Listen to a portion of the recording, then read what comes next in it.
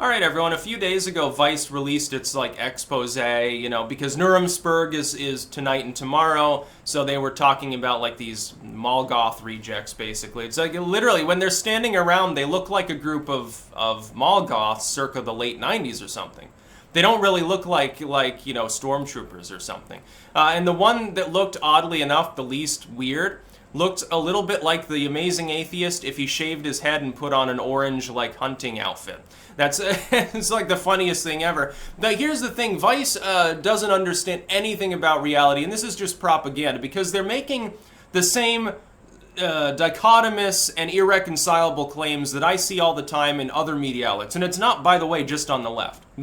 Groups like Breitbart and The Blaze do this to the left constantly. What they're claiming is twofold. And this happens a lot with regards to internet commentators in a different vein. They're saying this group of bigots is extremely dangerous, they're extremely violent, and they're coming for your children, basically. They're going to raise hell and end the world. But they're cringe lords, and their movement is falling apart. That's literally, they're the alt-right is in shambles, is sort of the Vice title here, and yet they're fixated on these people and saying, well, look at how threatening, violent, evil, and repulsive they are, and they're going to march through the streets and cause many deaths. So are they ineffective and cringy and deserve to be mocked, or are they violent, dangerous, and deserve to be suppressed? I'm still waiting for an answer from these groups. One of the top comments on there is actually mine, which is funny. And I've got people in there, and I guess they're Vice fans and Peter Norway suckers. And they're like, well, Styx is a Nazi sympathizer. Or, you're trying to revive your racist movement. I'm like, you're not understanding what the fuck I'm saying. I'm saying that these people are cringy, that the rally will fail, and that the best possible outcome is that it's boring and nobody shows up. If you think that that's Nazi sympathizing, then I don't know what the fuck is wrong with you, and I don't know how your brain is intelligent enough to get your legs to operate so you can actually get out of bed and wipe your own ass every morning. I don't understand it. It doesn't make sense. It's a similar claim that we've dealt with for years about internet commentators from the legacy media as well, like the CNNs and MSNBCs. Vice a little bit less. The tragic irony is, I think, isn't it Vice that Gavin co-founded, and now, he left. Was it Rebel News, and he left there because they basically kicked everyone who was talented off and now are collapsing. And now he's been banned off Twitter for opposing apparently this rally. It's he comes out and disavows it, still gets deplatformed. Yeah, I think that there's a little bit of a pattern here. Alex Jones sort of falls into the same category. It's funny with internet commentators. What they'll say is basically, well, these internet commentators, YouTubers, bloggers, and stuff, they're taking over the world, and they're evil and bigoted and despicable, and we need to censor them and suppress them, and we need to do something about hate on the internet. But they're cringy. They wear fedoras, and they're covered in Dorito dust and chug Mountain Dew and Red Bull all day, and they're fat and lazy and never get laid and accept to their anime and stuff.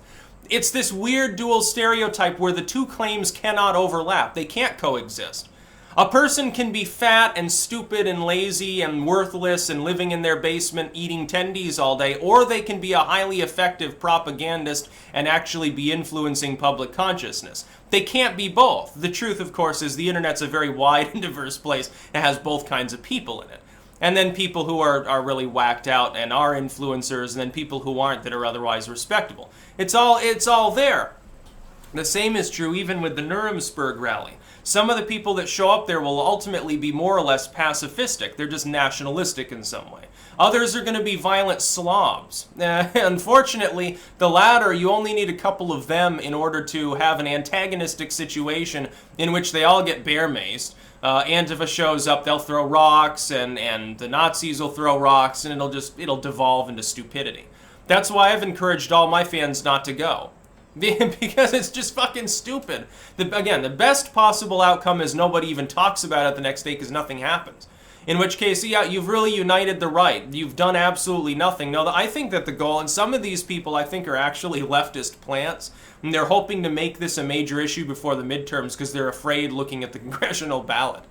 They're afraid because Trump's approval's been inching up, congressional ballots beginning to swing in the GOP's direction. They're afraid because, keep this in mind. I want you to keep one more thing in mind. Keep this in mind when you look at the Unite the Right people, the SPLC, any group that pushes an agenda. If they actually finally conquered all their stated foes, they would no longer exist anymore, right? They'd have no reason. Like, if it isn't for hate, if it isn't for bigots, the SPLC has nothing to do. They have no reason to solicit donations. They wouldn't exist. Their jobs would be canned. If these people here, if they actually brought about their, fucking revolution or whatever it is that they want, they wouldn't be marching around at all. There'd be no reason for them. If the people weren't understood, it's a marketing strategy for them. They're like, well, yeah, the left censors people and the left does this horrible things. They don't want to deplatform the left. They want the left to be even more powerful and vicious so they can play underdog. It's a great branding strategy. It's the way a lot of these groups work. Yes, I'm suspicious of them, generally speaking. I like to keep above the fray and not join them, down in the mud, because that's often where I find groups like Antifa and stuff like that. It's like pointless. But Vice is totally wrong. They need to pick one storyline.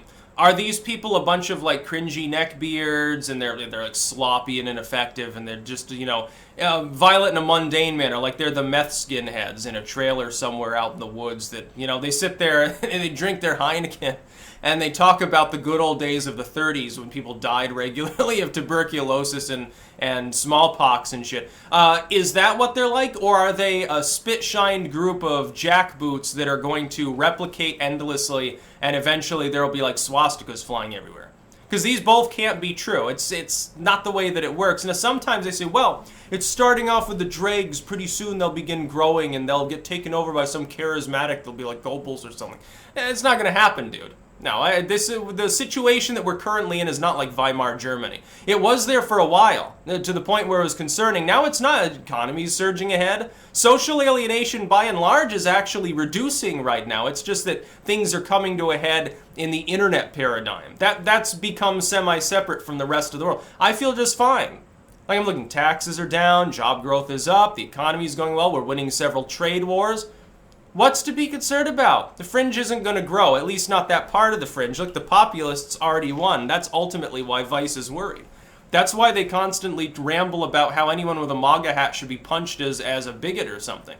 That's what they're afraid of. They're not afraid of this group that's going to show up at Nuremberg, which, by the way, is a stolen term. I'm going to keep using it. I've made it mine. It's mine now. I stole it. Sorry, Twitter fans. Sorry about that, but I'm going to keep using it.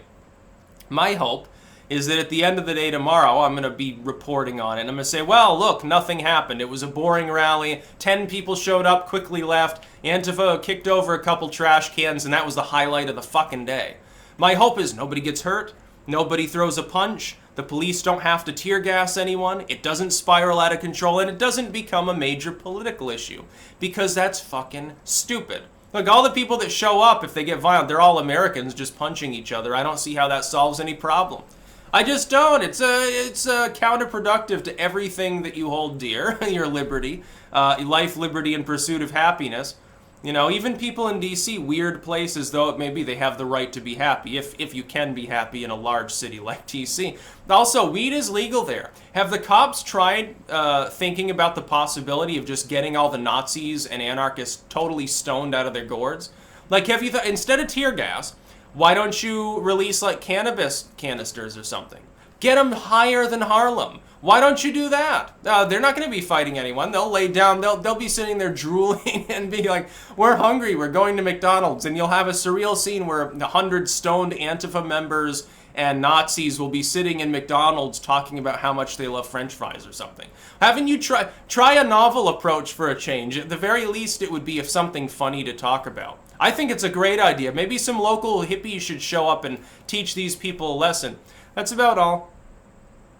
Peace out.